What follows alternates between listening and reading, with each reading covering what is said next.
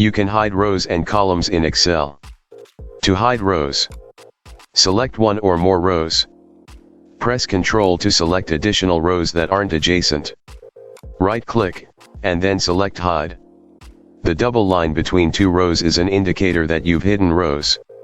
To show hidden rows, select the adjacent rows. Right-click, and then select Unhide. Or double-click the double line between the two rows, where hidden rows exist. Repeat the same steps to hide and unhide the columns. To hide columns, select one or more columns. Press Ctrl to select additional columns that aren't adjacent. Right-click, and then select Hide. The double line between two columns is an indicator that you've hidden columns. To show hidden columns, select the adjacent columns. Right-click, and then select Unhide.